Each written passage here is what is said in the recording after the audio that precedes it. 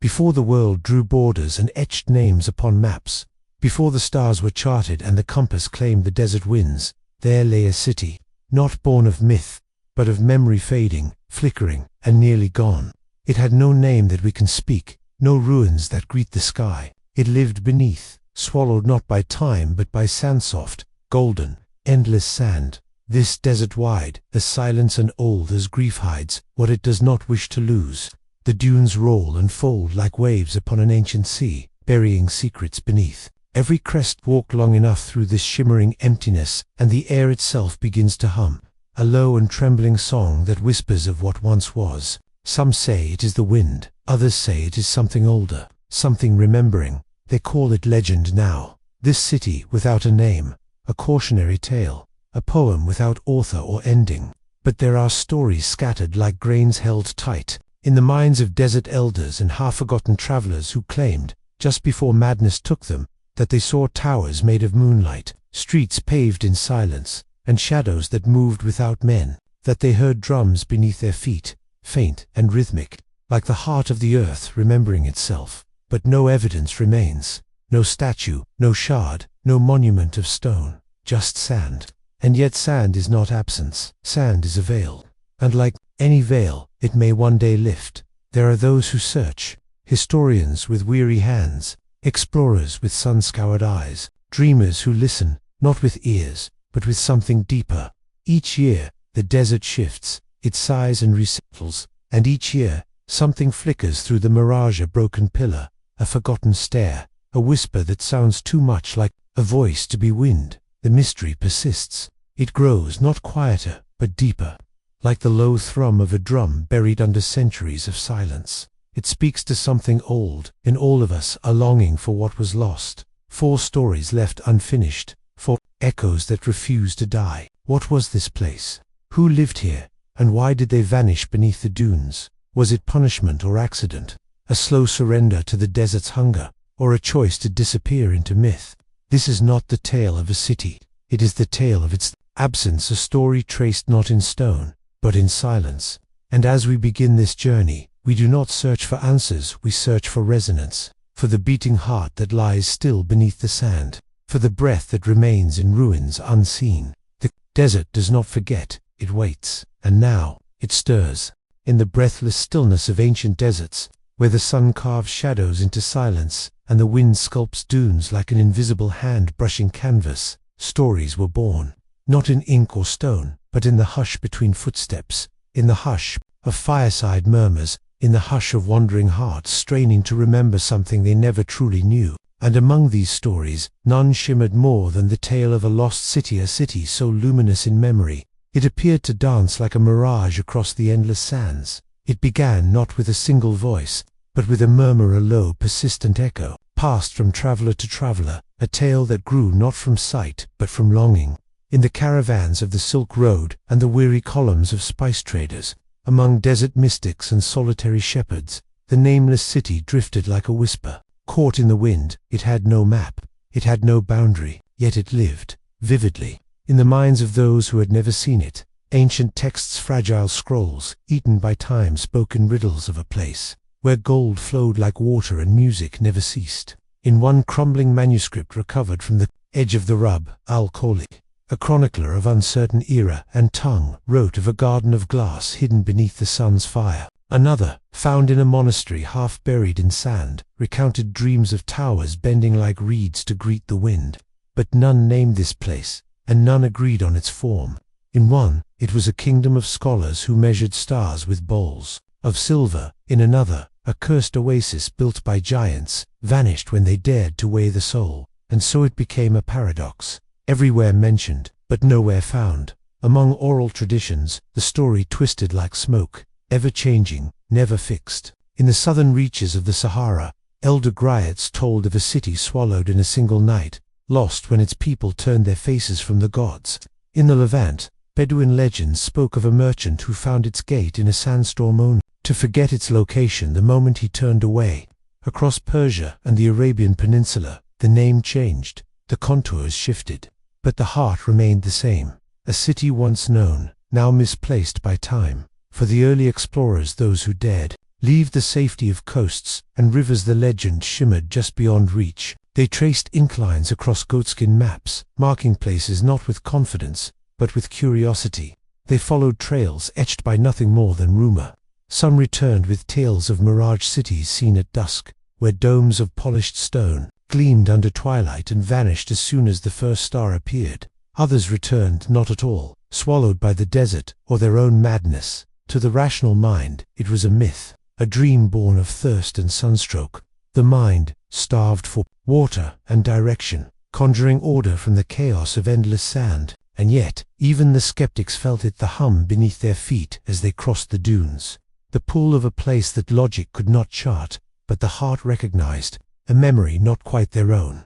Historians, too, began to listen, not to confirm, but to trace. They noted the curious alignment of trade routes that curved sharply around empty quarters of land, as if avoiding something sacred or forbidden. They observed strange ruins with no cultural lineage, built of stone that did not match the surrounding earth, and they catalogued, in growing numbers, the fragments, a shard of ceramic unlike any known style, found hundreds of miles from any settlement, a tablet with indecipherable script that seemed to combine languages never known to coexist. The mirage grew firmer, no longer just a story, but a thread, delicate, frayed, but undeniably real, woven through history's cloth. Scholars debated its origin, pointing to possible candidates. Uba, the Atlantis of the sands, long sought in the heart of Arabia. Zerzura, the white city rumored to lie west of the Nile, where black-eyed guardians warded its gates. Iram of the Pillars, whispered in the Quran, said to have defied heaven and been buried for its pride.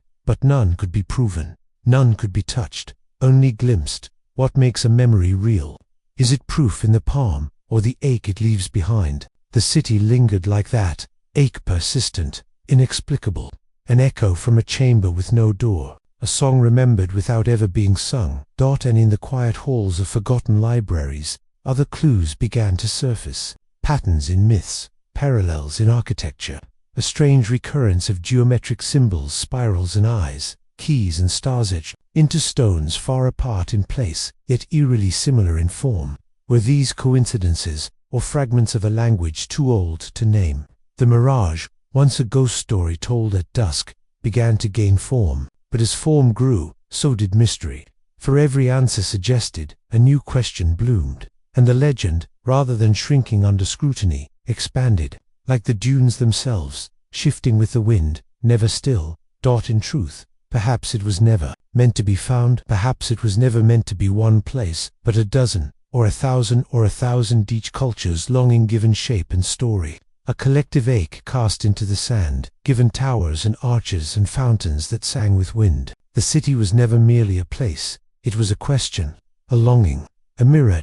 And yet there are those who swear they have felt its presence, not seen it. No photograph has ever captured its shape, but felt it. In the sudden silence of a desert night, in the glimmer on the horizon that does not fade with distance, in the dreams that come when one sleeps beneath open sky and stars wheel silently overhead. They say it calls, not with words, but with memory, a deep pull, like the tide beneath the skin, an invitation not to visit, but to remember, and that those who listen closely enough may hear the faintest sound, the low murmur of voices beneath the sand, patient and waiting. So the legend endures, older than any kingdom, deeper than any ruin, a city not lost, but hidden, a truth not forgotten, but disremembered, a mirage, yes, but not of illusion, a mirage of memory. The desert has never been empty, though the eye may see only horizons of sand, though the wind may sing of solitude. Beneath the shifting surface lies the weight of history, not absence, but abundance, not silence, but echoes. The great deserts of the world, those sun-scoured seas of dust and stone, have long concealed more than they reveal. They are not the graveyards of ambition, but its crucibles. Within their burning expanse, civilizations once bloomed with stubborn brilliance, born not despite the harshness, but because of it. It is a common misunderstanding, whispered through time and text, that the desert is the end of things, a place where life retreats, where history stops. But the truth is older, deeper, and far more astonishing. Long before concrete and glass marked human achievement, long before the sprawl of cities took root in fertile valleys, People thrived in the very places the modern mind deems unlivable. They mapped the stars with unwavering precision, carved channels to coax water from the reluctant earth, and built cities of mud and fire that held fast against the wind. On Mesopotamia, where the Tigris and Euphrates brayed through a land more dust than bloom, the first cities rose like answers to the riddle of survival. Uruk, Eruk, Eridu, Babylon, their names now mythic. Their stones, long dislodged, stood not beside abundance, but within adversity. The Sumerians called their land the land between rivers, but beyond those rivers lay the desert, vast, dangerous, and unyielding. It was from this tension, this confrontation between the need to survive and the refusal to yield, that civilization emerged. Irrigation systems were carved with obsessive care, measuring every drop. Trade routes unfurled across the sand like lifelines. Laws were etched in stone so that the memory of order might outlast even the scribe. To the east, the Indus Valley whispered a similar story. Along riverbeds that are now little more than ghost veins in the Pakistani desert, once flowed a civilization of startling sophistication. Mohenjo-Daro and Harappa cities with streets laid in grid, with drainage systems that rivaled those of much later empires, were not born in lush abundance. They were forged at the edge of survival, coaxed from the earth by a people who listened deeply to its rhythms. When the rivers shifted or the monsoons failed, these civilizations did not vanish in an instant. They lingered, adapted, resisted, and then, when resistance could no longer hold, they faded not into silence, but into sand. This is the pattern: the desert as test, as teacher, as keeper. In the Sahel, in Egypt, in Arabia, and beyond, civilizations grew not by avoiding the desert, but by mastering its terms. Oases were not mere puddles of water, they were centers of commerce, culture, and control. A single well could birth a city, a caravan route could weave an empire. The harshness demanded ingenuity, and ingenuity demanded unity. Desert cities learned quickly that water was not just survival, it was diplomacy, it was power, it was sacred. And then, amid these known stories, these monuments we can still trace and touch, there is another, one less spoken of, one almost forgotten, a city too that mastered the desert, a city unnamed, a city that once held its place among these great centers of sand-wrought civilization. For it too had canals carved in geometry. It too had towers that rose not just from stone, but from vision, and like the others, it thrived not on the margin of survival. But at the heart of it, it was not a mirage, not in this part of the story. It stood firm and bright, drawing caravans from all corners. Spices passed through its gates, textiles caught wind from its balconies, languages mingled in its markets like perfume. The desert did not defeat it, celebrated it, and for a time it stood shoulder to shoulder with the great cities of the early world. But unlike Ur or Thebes, unlike Petra or Carthage, it left no name to be carved into memory, no Rosetta Stone, no buried library, just faint echoes, scattered testimonies, and clues lost in sand. It was as if, one day, it simply exhaled and disappeared. Some suggest climate as the course-shifting winds, a river that turned its back, a well that gave up.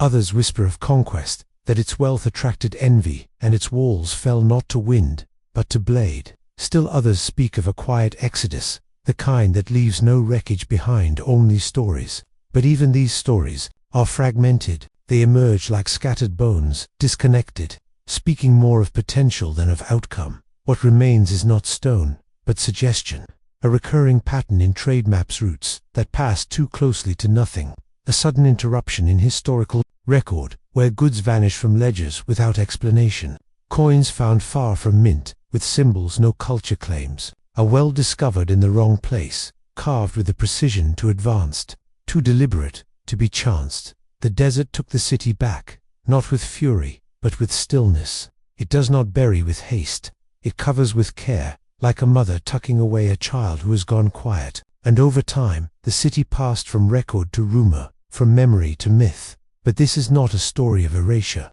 it is one of legacy, for even in absence, the city teaches. It reminds us that civilization is not the child of ease, but of pressure. That greatness often arises, not where the land gives freely, but where it demands everything.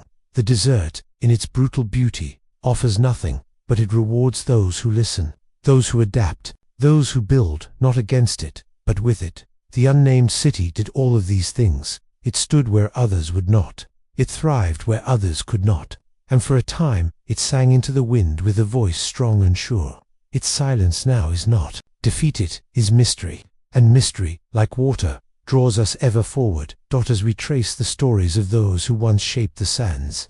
Those who pulled life from dust and dreams from Hitwi begin to see that the desert is not a void. It is a vessel, a keeper, and perhaps, still, a cradle. The city may be lost, but its echo lives in every footprint that dares to cross the dunes, in every dream of those who believe the desert still remembers, in every silence that is not empty, but waiting for its voice to return.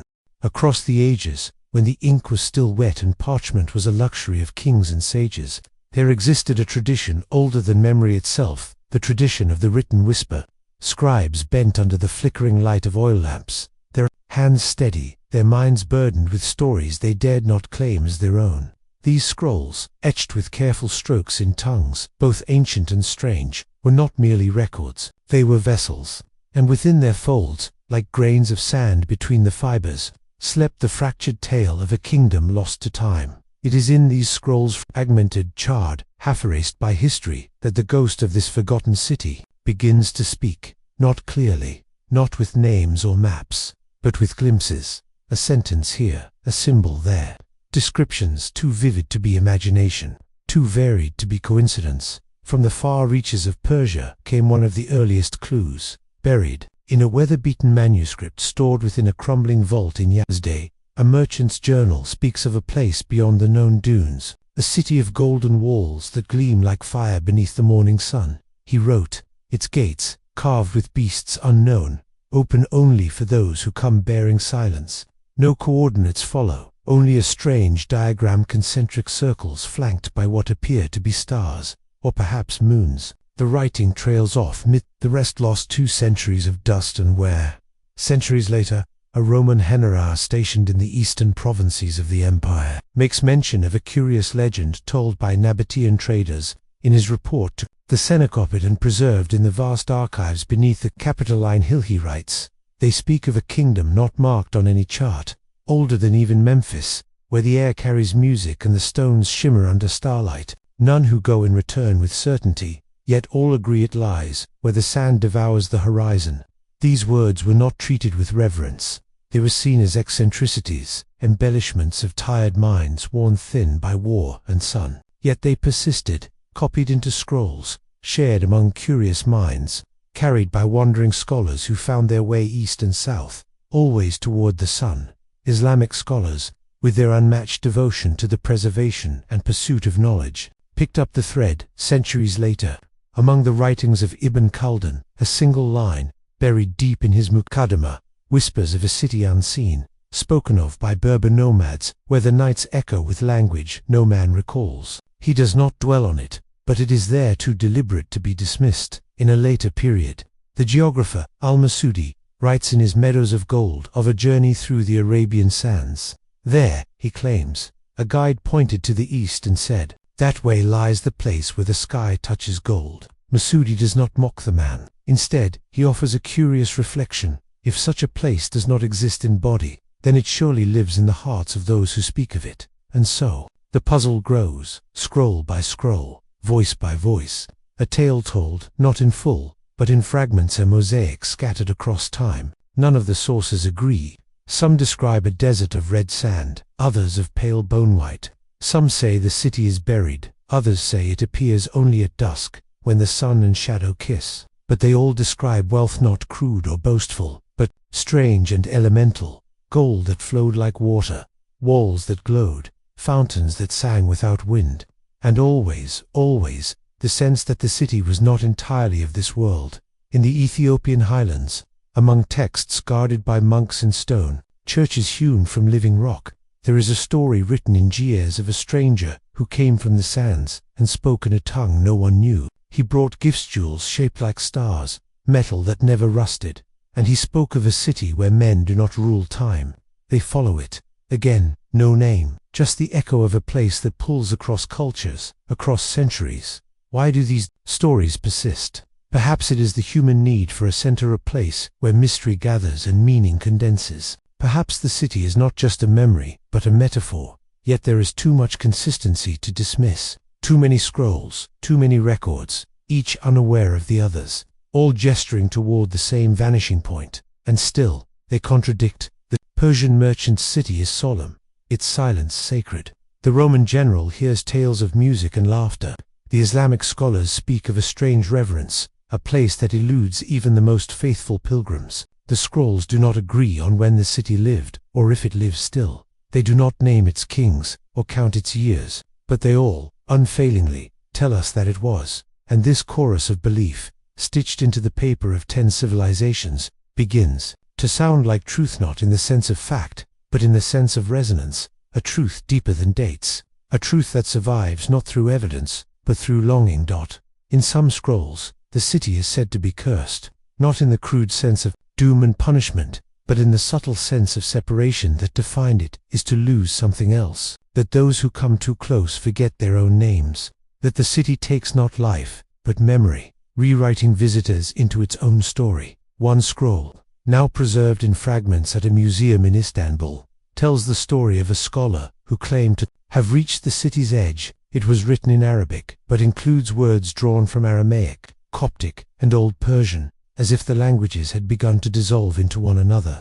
The writer describes an archway carved into stone so smooth, it reflected stars even during the day. He speaks of an air that shimmered with static, and of voices that called him by names he had never heard before. The scroll ends abruptly, and the scholar's name is lost, but the image remains.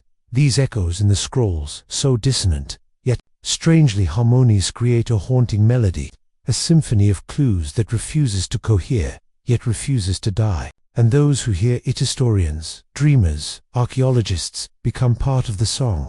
They read the scrolls not to know, but to feel, to touch the breath of something that once was, and maybe still is. For the city, whatever and wherever it was, left no pyramid, no colosseum, no broken pillars to claim, but it left language, slippery, evasive, and poetic, enough to inspire, enough to confound. In these ancient writings, we find the bones of a forgotten myth, dressed in the garments of history, a myth that stretched from the sands of Arabia to the hills of Greece, from the markets of Damascus to the salt roads of Moli. Each scroll a candle, each sentence a spark, and though the words may flicker, though the scrolls may decay, the flame remains. The city lives on, in the spaces between lines, in the margins of maps, in the stories that do not end but circle back, always to the desert, always to the golden horizon, always to the silence that speaks. And if one day, beneath some distant dune, or within some overlooked archive, a scroll appears bearing its name clear, final, and whole, it may not explain the city, it may only deepen the mystery, and perhaps that is the point. The desert does not scream, it does not rush to confess its secrets, it waits, still and unblinking, beneath a sky so wide it seems to have forgotten how to end. Daylight burns everything it touches, night drops like a curtain of ink, and in between searing heat and spectral cold, there is the silence, that long echoing silence that hums like memory trapped in stone. But time, no matter how vast, cannot hold its breath forever. And now, slowly, with patient defiance, the desert is beginning to speak. It begins, as most stories now do, not with myth or map, but with machines. A high, orbiting lens peers down through cloudless skies, measuring not beauty, but geometry, shapes that do not belong to the randomness of nature. Rectangles beneath dunes, circles half swallowed by drift, lines too straight, too deliberate. From the satellite's cold gaze, patterns begin to emerge, not random, not natural, but made. Lines of symmetry buried under centuries of erosion, peeking out like the edge of a forgotten book beneath a mountain of ash. Archaeologists, armed with these digital ghosts, descend. They bring not swords, not shovels first, but data, scans, thermal images, multispectral layers that peel away sand like time-lapse illusions. What they find defies the eye, but not the instinct. Grids where there should be chaos, clusters of anomalies spaced too evenly, too intelligently. Something lies beneath, not mere rock, not illusion, but structure. The first team to dig arrives, At dawn, where heat is still a promise, not yet a punishment, they mark the site, gentle hands pressing flags into shifting ground. No grand ceremony, no pronouncement, just breath and anticipation. The sand, resistant at first, gives way, shovel by shovel, layer by layer. What they find is not a city, but the trace of one. The shadow left behind by presence. Stone, shaped foundations carved with an understanding of load and line. Not random placement, but architecture. Walls that once framed rooms, now barely ridges of dust-hardened earth. At first, the layout seems simple, perhaps a dwelling or storehouse, but then more emerges. Parallel lines, junctions, a main passage, the skeleton of a street, and then the fragments, pottery, burnt orange, some blackened by flame or time. Shards decorated with motifs not seen before, spirals inside triangles, dots within waves. Not the marks of a utilitarian object, but of culture. These are not tools, they are expressions. There is thought here, aesthetic, identity, and they are old, far older than expected. Carbon dating confirms it. The fragments are over 3,000 years old, older than the Roman Empire, older than the rise of Islam, older even than the earliest known writings from the region. But this does not fit. No records exist of a city here.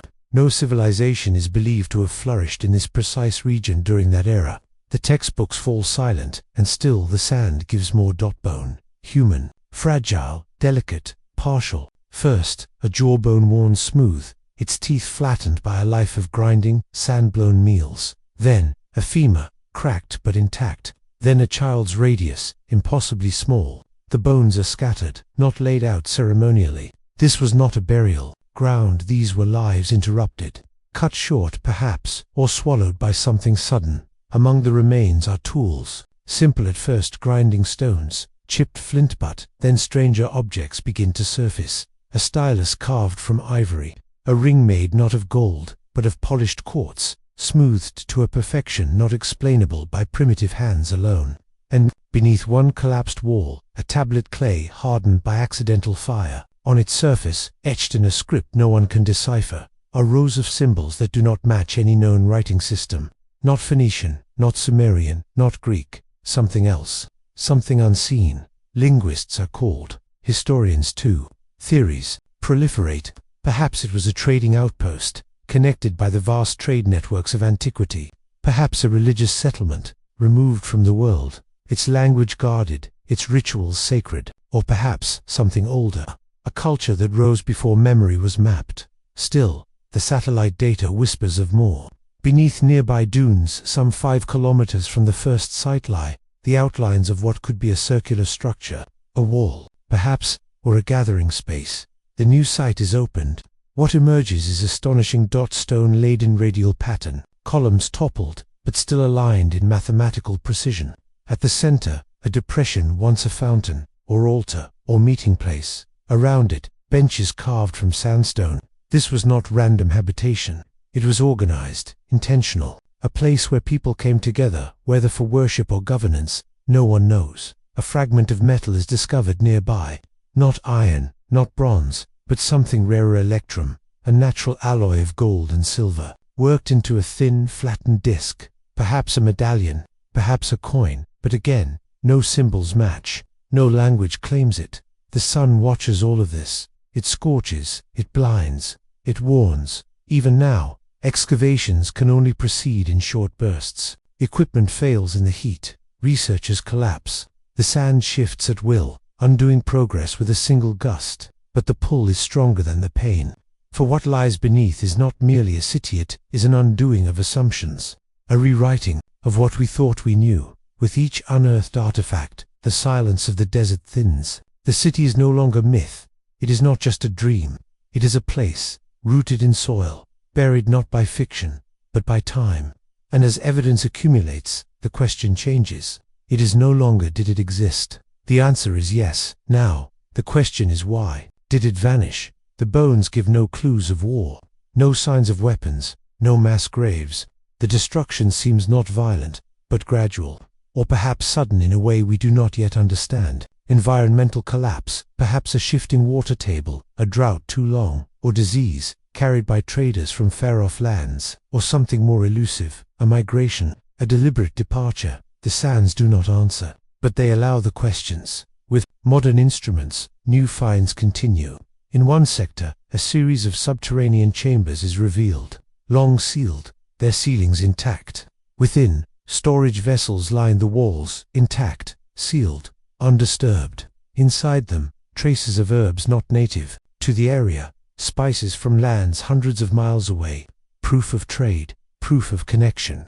The city was not isolated. It was part of a greater network, one we barely understand. Still deeper, beneath the lowest floor, a carving, simple, a line of human figures beneath a symbol sun with 3 rays. It does not match any known iconography, and yet it feels familiar, archetypal, universal. Perhaps that is the city's power, not in its grandeur, but in its suggestion, its ability to belong to many, to echo across culture, language, time. What began as a ghost story told by travelers has taken on the weight of proof. The satellite's eye, the archaeologist's trowel, the scanner's pulse, they have confirmed what the old scrolls only whispered. Something was here, something beautiful and complex and human. And still the desert watches.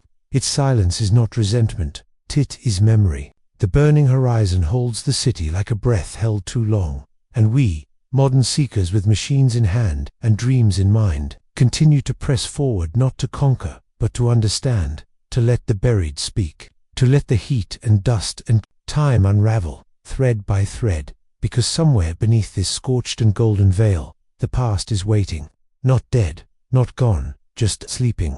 They say the wind never stopped howling, long after the walls of the forgotten city crumbled into dust, long after its people vanished into the sand.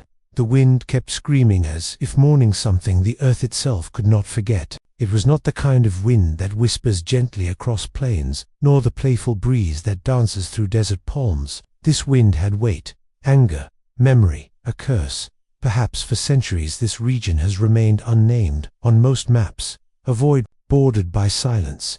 And yet, to the old tribes who passed near its edge, it is known by one name only in Herish, the place of screaming wind. No one enters, not willingly. Those who did, treasure seekers, rogue archaeologists, or those simply lost returned speaking nonsense, eyes hollowed by sand and terror.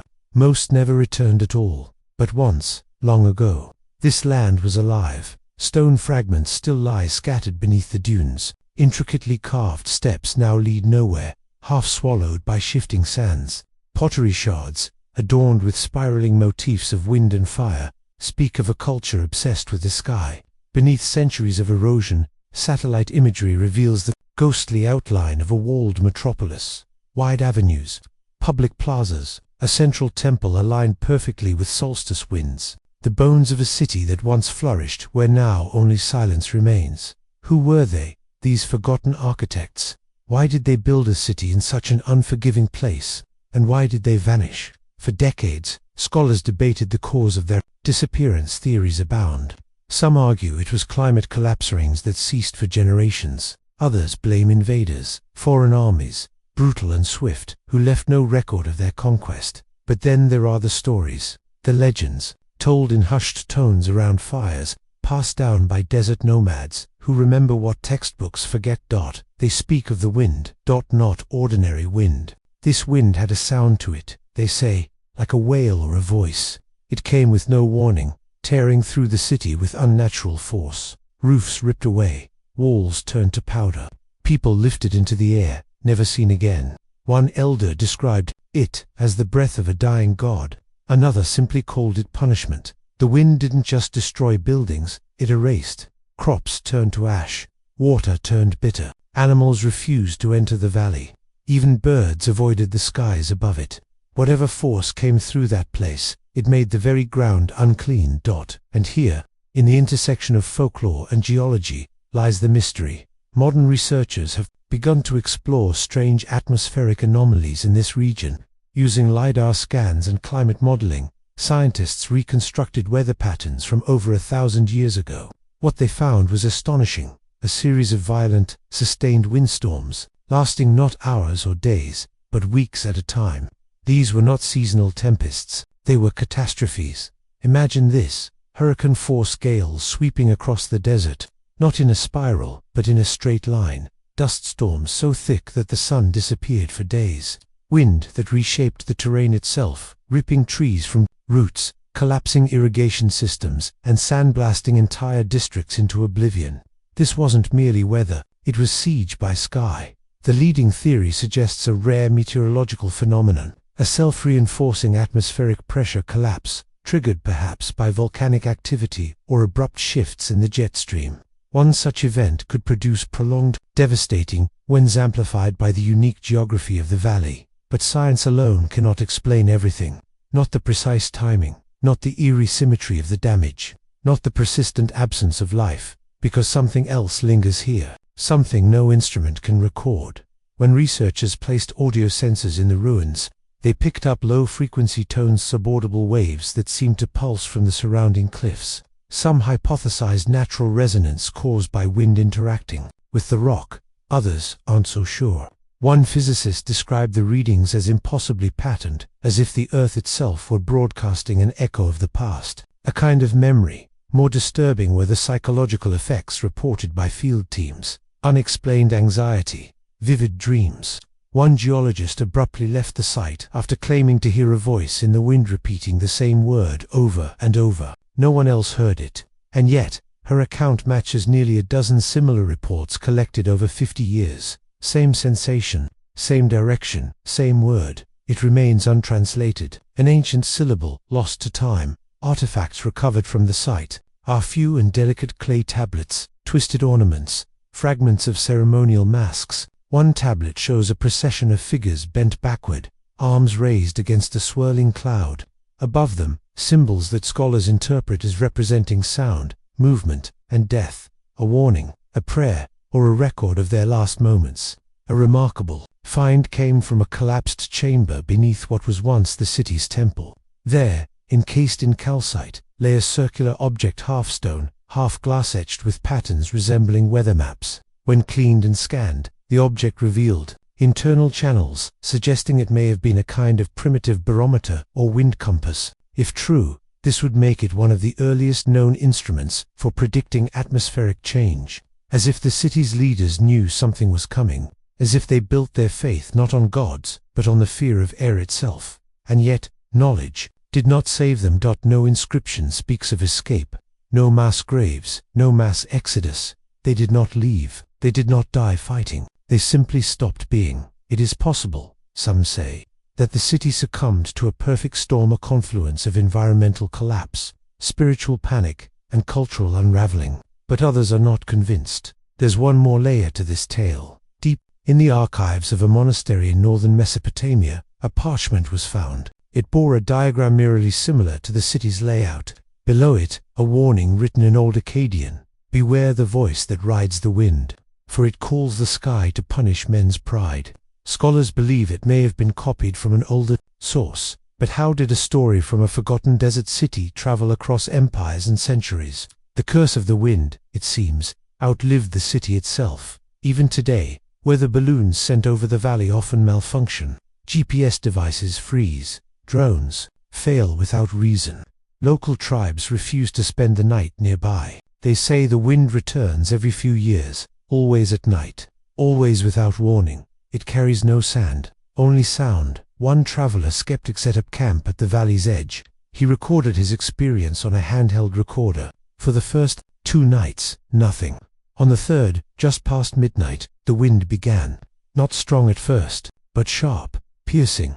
Then something else, a shrill tone, almost musical, rising from the rocks.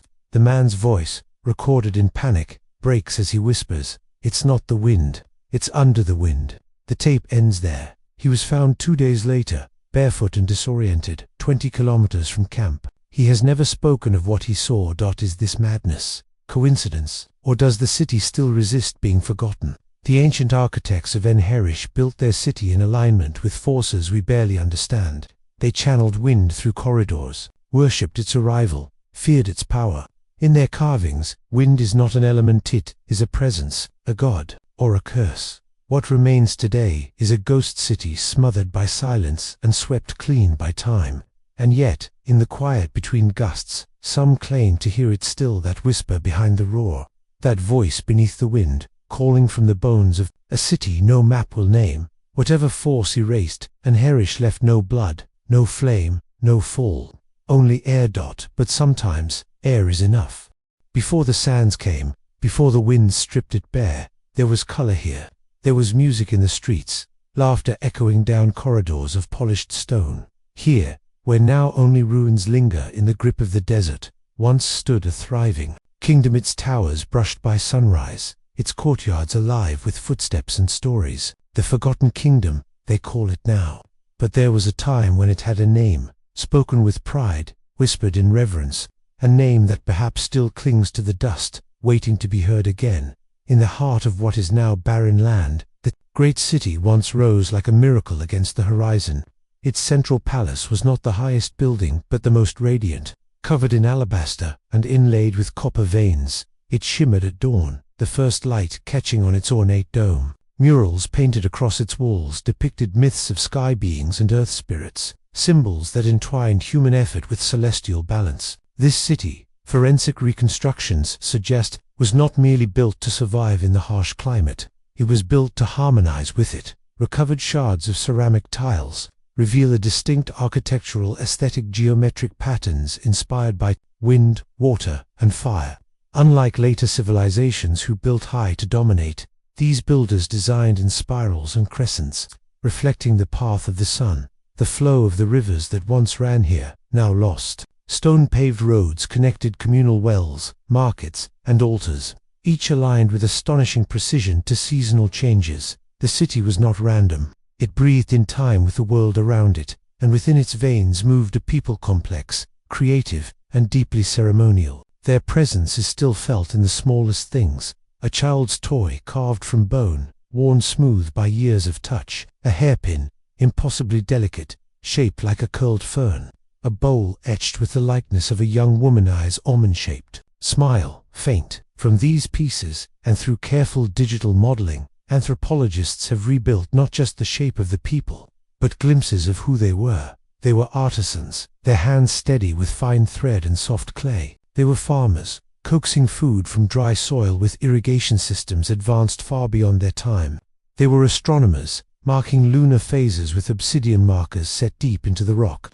And they were lovers' letters scratched into stone tablets, reveal poems exchanged between distant households, words of longing, of devotion, preserved in silence for centuries. One tablet, unearthed near what was once a residential courtyard, reads simply, "In the hour when the wind sleeps, I think of you." The phrase appears more than once, across different sites, suggesting it was common. A cultural idiom, perhaps, rooted in the daily rhythm of life. That rhythm extended into every aspect of their existence. Dawn began with song not from instruments, but from human voices.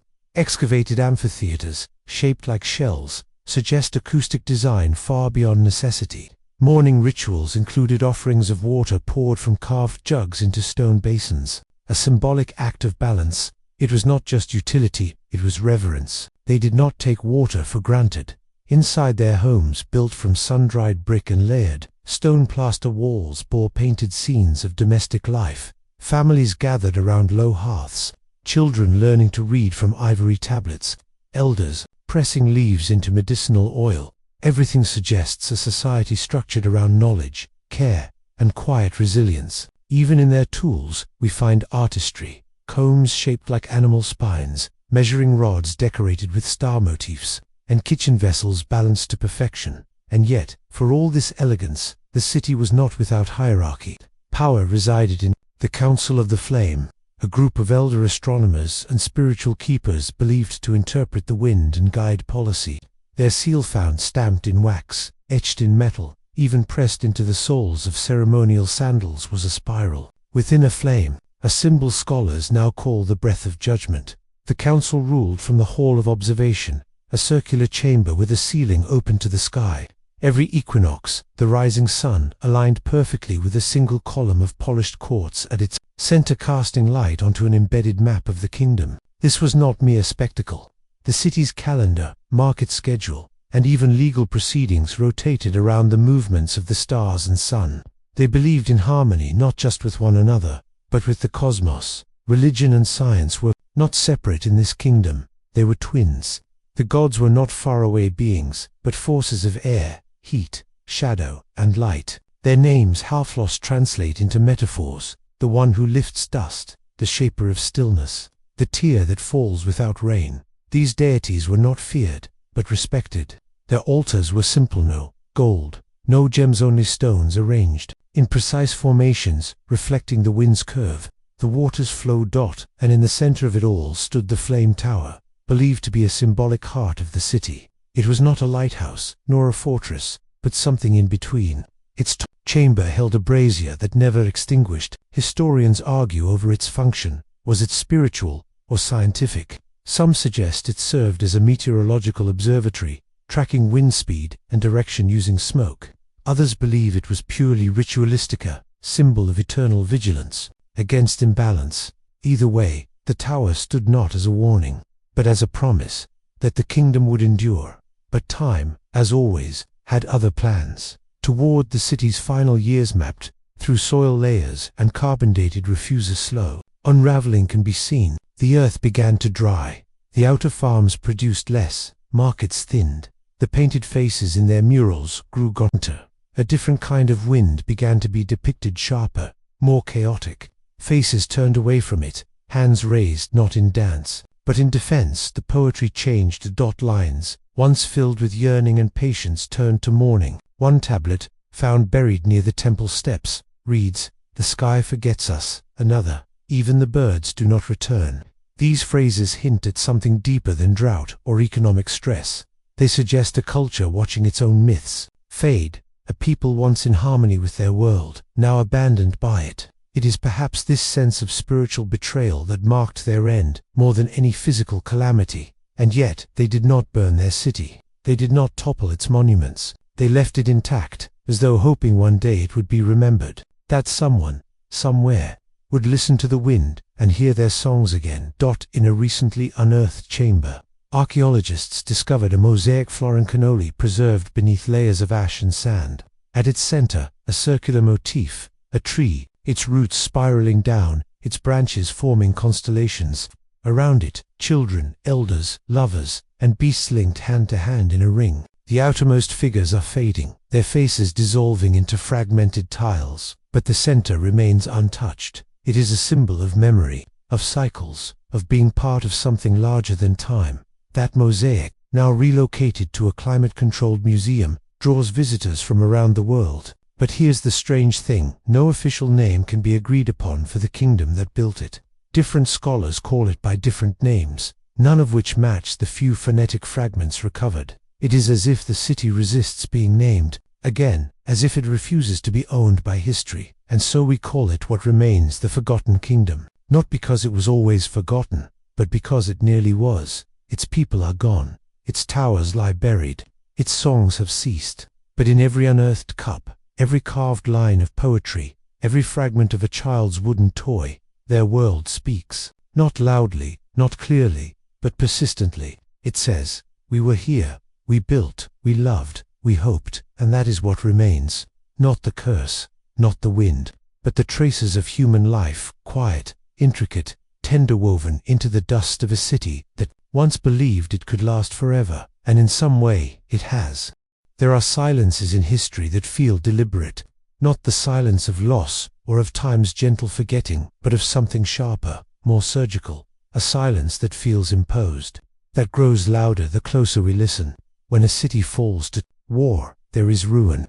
When it is abandoned to nature, there are whispers in stone. But when a city is erased, truly erased, there is a vacuum, not only of life, but of memory.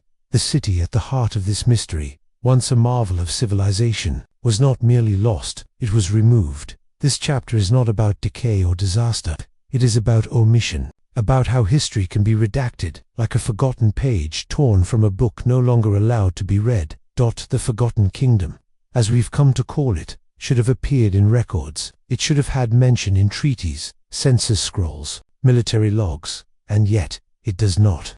Across the empires that surrounded its time and place, from the highlands of the west to the fertile deltas of the east, there is only silence. The maps of the era curve gently around its location, as if something once lay there, but no one will say what or why.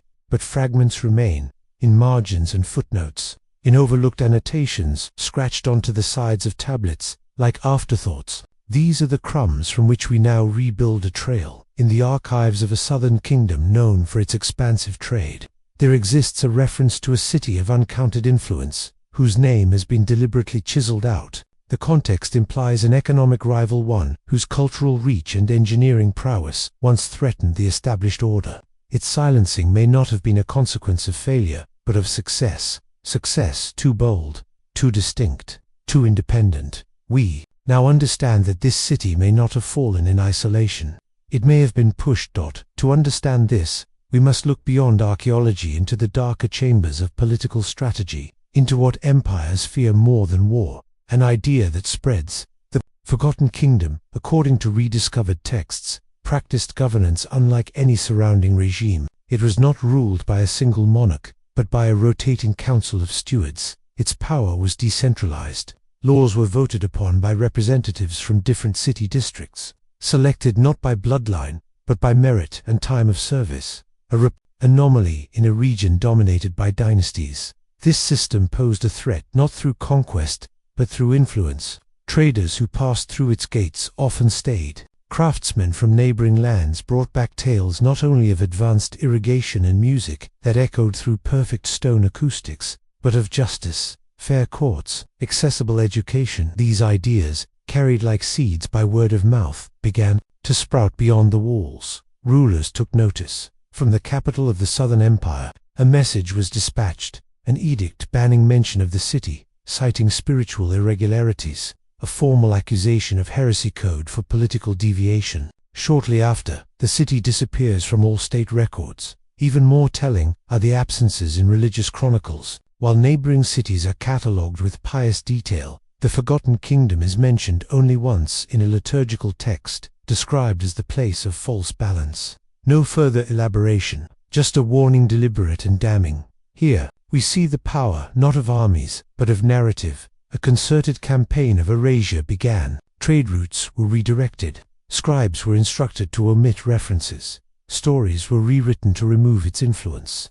Over a generation, memory faded, but the land remembered. Beneath its layers of dust and denial, the city's bones remained intact. We must also consider another possibility, that the city's own end was not merely inflicted from outside, but invited from within. That once it realized the depth of its threat, once it felt the shadow of empire drawing near, it chose to vanish on its own terms. This is not fantasy. There is precedent. Cities have self-erased before, burned their libraries, buried their icons, rendered themselves illegible to the world beyond. The question is why? Why would a people so advanced, so precise in their engineering and philosophy, choose to recede into obscurity? Perhaps the answer lies in their concept of legacy. Carvings, recovered from a temple wall, show no names of kings, no records of conquest. Instead, they depict rivers, stars, and open hands, a people more concerned with continuity than conquest. They may have believed that their survival as an idea mattered more than their survival as a state, that to escape absorption or distortion, they had to remove themselves entirely. A set of tablets found in the ruins of what appears to be an archive supports this theory. They contain detailed instructions, not for preservation, but for concealment. One phrase recurs in multiple places: "Let no stranger hold the flame." It's possible they knew the empire would come, and they chose silence over surrender. Still, the empire persisted. In its chronicles, it claimed unbroken rule, claimed to have birthed every innovation, every law. But beneath these claims are shadows, anomalies that don't align. Take, for example, the sudden appearance of certain agricultural techniques in the records of 3 different provinces within the same 5-year span. No explanation, no attribution, but archaeological timelines trace these methods back to the Forgotten Kingdom. Coincidence seems unlikely. Even language betrays the truth. Linguists have traced idioms and grammatical structures in surrounding cultures that share a root not with each other, but with inscriptions from the lost city. It is as though the city's influence leaked through the PROs erected to contain it. And then there is the matter of the map. In 2006, a parchment was uncovered in a sealed tomb near the edge of the ancient empire. Faded and cracked, it appeared to be a navigational document, a trade route connecting major cities. but in its lower quadrant, there is a smudge, a place that had been painted, then scraped away, then rinked with nothing, no name, just the outline of a settlement, and the words, written faintly in old imperial script, "Let none remember." This is perhaps the clearest sign of all, that the city was not forgotten. It was buried. By whom? By those who feared what it represented. A society not built on conquest or divine right, but on reason, on participation, on equilibrium. A society whose very existence undermined the mythologies that empires relied upon to stay intact. We often think of history as a trail of events, linear, coherent, but history is also the gaps, the erasures, the rooms locked from within. The forgotten kingdom, in its final years, may have known it was already being rewritten. Perhaps they tried to outlast the empire by stepping outside of its story entirely, to vanish before they were distorted, to live not in memory, but in mystery. Yet here we are, unraveling the silence, pulling thread after thread from the tapestry of empire, to reveal the shape that was hidden beneath. And it is not the shape of a ghost, it is not a myth, it is the outline of a people who saw too clearly, dreamed too boldly, and refused to bow. They are no longer invisible. Their story, long silenced, is now being heard whispered from beneath the dust, decoded from ruins once made illegible. The empire's blind spot is no longer blind, and through this new lens, we begin to understand the greatest threat to power is not rebellion. It is an alternative that proved another world was possible, and once it was real. There are places in the world where belief becomes architecture, where every brick, every carving, every sacred threshold pulses with devotion, not just to gods, but to ideas older than language. The city we now call lost was once such a place where the sacred was not hidden in temples, but infused into the very dust that carried the weight of its people's prayers. But belief, like sand, is unstable. It shifts, erodes, reforms, and sometimes it buries. What happens when faith is not simply forgotten but used to forget? The mystery of this city's disappearance cannot be told without understanding the spiritual forces that once defined it, and then, later, distorted its memory. From the beginning, religion was not separate from life here. It was life's rhythm, its pulse, its architecture. Their faith was not singular but layered, an evolving weave of symbols and rituals that shifted with season and wind. The city's inhabitants did not worship deities in the shape of men or beasts. They revered forces, movements in nature, anomalies in time, the silence before a storm. Their gods did not speak. They echoed. Every home had a niche carved into its eastern wall, a place for light, for wind, for offerings, not to ask for things, but to maintain balance.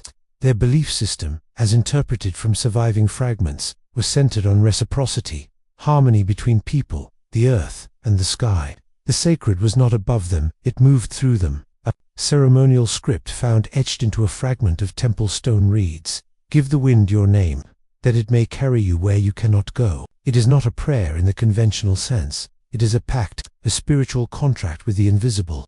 Their rituals were not acts of submission but of synchronization, attempts to align with something vast, unknowable, yet intimate. Yet the deeper we look, the more we see a city walking a narrow line between devotion and dread, that at the height of its prosperity, the city appears to have entered what scholars call a period of spiritual intensification. The rituals grew more complex, the art more abstract. Statues once minimal and naturalistic began to depict exaggerated forms, elongated limbs, multiple eyes, swirling symbols where faces should be. Some scholars interpret this as an aesthetic evolution. Others believe it signals a cultural turning point, when belief, once balanced, began to twist inward. One recurring motif discovered on temple walls and burial masks is the spiral ajar, single eye at the center of a vortex. It appears on everything from grain jars to court insignias. Its meaning remains debated. Some call it a symbol of divine vision, watchful and wise. Others say it represents judgment, or perhaps a portal between worlds. But whatever it meant, it dominated the visual language of the city's final years. And then, abruptly, it vanished. No more spiral eyes, no more temple records. In the sediment layer, just above this iconographic climax, archaeologists find signs of abrupt cessation: broken altars, smashed relics, ritual spaces left half completed. A city mid-prayer, silenced. What could turn a civilization so deeply devoted, so ritualistically aligned with the cosmos, into a site of shattered belief? One theory points to catastrophe, not just physical, but spiritual. A drought, a famine, an unexplainable eclipsing of these could have shaken the populace's faith in the very forces they worshipped. If the gods stopped responding, or worse, turned hostile, the balance was broken. And in a culture where harmony with the divine was paramount, imbalance could not be endured. From this rupture, new narratives emerged. Later accounts from neighboring cultures portray the city not as sacred, but cursed, a place where unnatural storms spoke in voices, where the ground burned without flame. The city was no longer remembered for its rituals of peace, but for its fall into supposed blasphemy. The spiral eye became a symbol of madness, of a people who reached too far into the divine and were struck down for it. But these are not the city's own words, they are stories told about it. Warnings, perhaps, or justifications. We must ask, who benefits when a sacred site becomes a cautionary tale? It is in this re-narration that the power of belief becomes most dangerous, because belief not only remembers, it rewrites. Sacred relics taken from the ruins became objects of fascination in distant temples, repurposed into symbols of what not to become. One obsidian disc, once central to rituals of celestial alignment, was displayed in a highland monastery as the eye of corruption, its true meaning lost, overwritten by fear. Even the city's name, whatever it once was, became taboo. Early travelers mention locals refusing to speak it aloud. Maps omit it, and in one ancient codex found in a borderland shrine, a passage reads, "Let none mark the place where the gods were betrayed, lest their fate repeat." The belief was not just that the city fell, but that, to remember it, was to risk awakening, whatever force had destroyed it. This is the essence of religious forgetting, when fear becomes doctrine. And yet, not all belief abandoned the city. Some preserved it in secret. Among the desert nomads who live far from the ruins, there are songs, sung in low tones, in the hour before dawn. Songs of a city that sang back to the sky, of waters that rose when called, of wind that answered names. They do not call it cursed. They call it sleeping, waiting. One elder, when asked about the ruins, said simply, "The gods do not speak there anymore, but they once did, loudly." These oral traditions, passed through generations without record, may hold the truest remnants of the city's original belief, not in wrathful gods or apocalyptic punishment, but in a fragile sacred balance, broken not by arrogance, but by silence. What remains now are relics without context, temples without priests, symbols without voices, and yet belief still clings to the stones. Visitors report strange feelings at the site, an inexplicable pull, a sense of being watched. Instruments record minor electrical disturbances. Animals behave strangely. It may be myth, or it may be the residue of centuries of concentrated spiritual energy, still humming beneath the earth. In one collapsed chamber, archaeologists found something extraordinary. A circle of smooth black stones, each engraved with a different symbol: wind, water, flame, seed. In the center, a shallow basin, still faintly scented with resin. Around the stones were rows of kneeling figures, now only outlines in the dust. It was a prayer circle, untouched by violence, left as if its occupants would return, but they did not. And now, that circle is roped off. Its stones labeled and photographed, its basin sealed from moisture, preserved, studied, but not felt. This is the final layer of the city's burial, preservation without presence. The shell of belief, hollowed out by time and fear and misinterpretation. To excavate this city is to dig, not only through soil, but through layers of faith, its rise, its rupture, and its repurposing. The story of the forgotten kingdom is not just of what was lost, but how that loss was explained, sanctified, and eventually enshrined in cautionary tales. We are left with the echo of devotion, the memory of rituals that once shaped the world, and the haunting possibility that belief, once a bridge between people and the cosmos, became the very shroud that buried them, not in punishment, but in silence. In the oldest deserts, it is not the wind that changes the landscape, it is the silence. A silence that accumulates, granule by granule, until it takes the shape of mountains, of myths, of forgotten cities.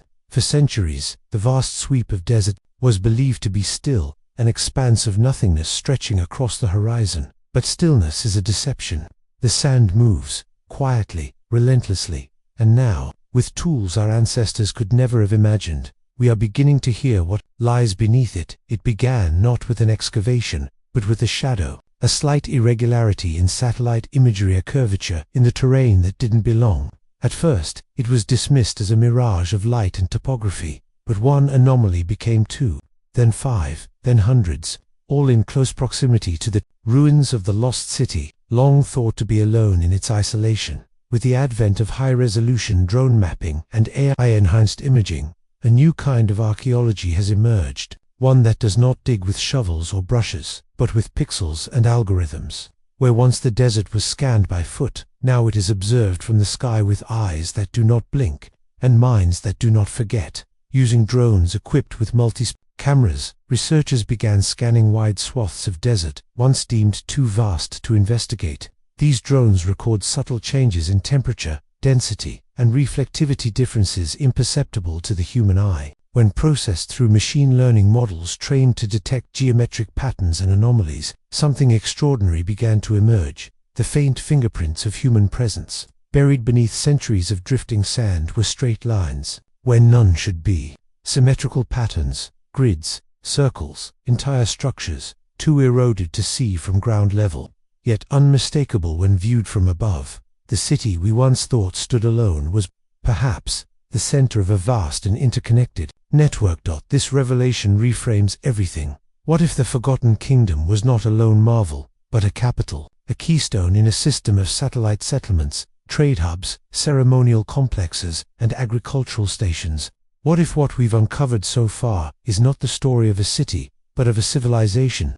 AI-enhanced imaging has revealed what appear to be ancient roads, now invisible to the naked eye, linking the primary city to surrounding mounds, some as far as 60 kilometers away. Their paths suggest not only trade routes, but deliberate planning.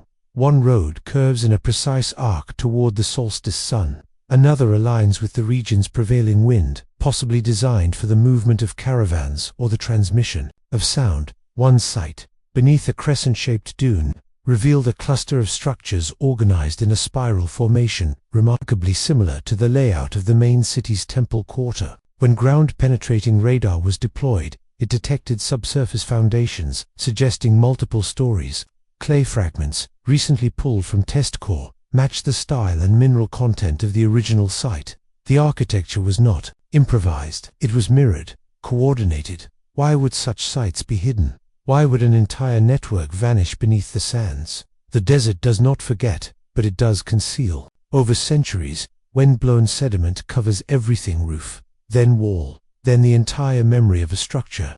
But the speed of burial suggests something more sudden than natural erosion. Perhaps a massive sandstorm system. Perhaps the deliberate collapse of roofs and structures, left to be claimed by the dunes. In the absence of written records, we are left to read the land itself. AI pattern analysis has been applied not only to imagery, but to artifact distribution, erosion patterns, and even wind simulations. In a process that once took years, computers now model entire settlement life cycles in days. From these models, new questions rise. Why are the settlements so evenly spaced? Why do some seem oriented to magnetic north, while others tilt toward celestial points? And why are the roads so careful in avoiding certain depressions, valleys, where no apparent hazard exists? One theory, gaining traction, is that the network was not just practical, but symbolic. That these settlements were built to mirror something greater, perhaps a star chart or a spiritual geometry. If true, this would place the civilization's achievements on par with other ancient wonders, from the Nazca lines to the pyramids of Giza. But as the data accumulates, so too does a mystery. Because while the drones map more and more outlines, the ground tells a different story. Excavations at several of these satellite sites reveal minimal debris, few artifacts, fewer signs of conflict or decay. It's as if the inhabitants left quietly, methodically, taking almost everything with them. Buildings left to collapse, footprints erased by intention or wind. This vanishing act echoes the disappearance of the central city. A coordinated withdrawal, a migration, or something stranger. And then there's the anomaly known as Sector 19, discovered in 2023. This sector was flagged by the AI, not because of what it found, but because of what it didn't. a perfect void, a square of terrain where no natural or human pattern should exist, yet all sensors register absolute uniformity. Radar penetrates nothing. Signal scatter remains oddly consistent. One archaeologist likened it to a black box in the sand. Teams sent to investigate found only flat ground. No mounds, no ruins, no vegetation, just silence. But the data remains consistent. Something lies below. Something not made of clay or stone, perhaps a vault, or perhaps something beyond our current understanding. That this is the promise and peril of technology. It opens the ground, but not always the story. Every new scan brings us closer to answers. And yet, the deeper we look, the more the mystery expands. The interconnected settlements, the deliberate symmetry, the intentional burial, these suggest a civilization with knowledge and intent, far more complex than previously imagined. And so we must revise the map, not only geographically, but mentally. The ancient world, long believed to be a collection of isolated city-states, may have harbored systems of communication, transport, and spiritual alignment that rival even our own. It is not merely the scale that astounds, but the coherence, a vision of a civilization that understood itself not in fragments, but as a whole. As the drones return, their wings beating over the endless dunes, we begin to realize the past is not buried, it is waiting, sleeping beneath the crust of sand, dreaming beneath the algorithms. We are not explorers of ruins, but readers of echoes. And in the faint outlines drawn by machines that see what we cannot, there lies a message, not one of glory or fall, but of persistence, a quiet insistence that what was made with intent cannot be forgotten forever, because the sand moves, and now, so do we.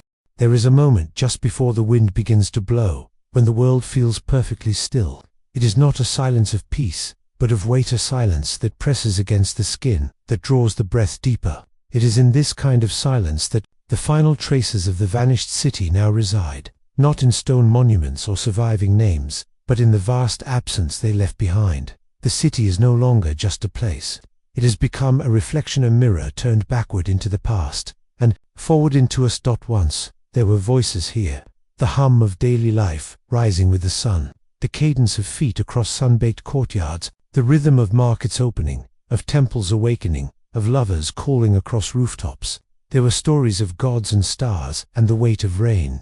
There were rituals passed from mouth to mouth, generations learning not from scrolls but from the motion of hands, from the tilt of heads, from the shared language of presence. Now, that presence is gone.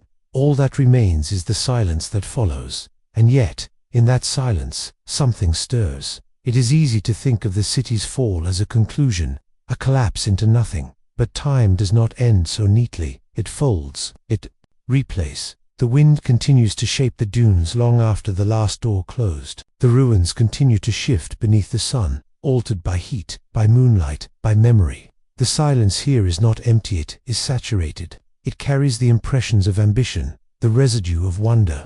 The dust itself seems to whisper with the static of former purpose. Perhaps that is why we keep returning. With tools in our hands and questions on our tongues, we press our feet into ground that once belonged to someone else. We dig, we scan, we measure. We do not ask only what happened.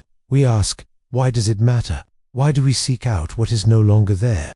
The answer may lie not in the city's greatness, but in its ending, in its quiet fade from dominance, from records, from memory. For all our technology, for all our data and theories, the most powerful truth is the one that humbles us, that all things vanish. Stone decays, maps are rewritten, names are lost, but the silence remains. It reminds us that every structure, no matter how grand, is temporary, that every voice, no matter how loud, eventually softens into the hush of history. The city's fall is not unique.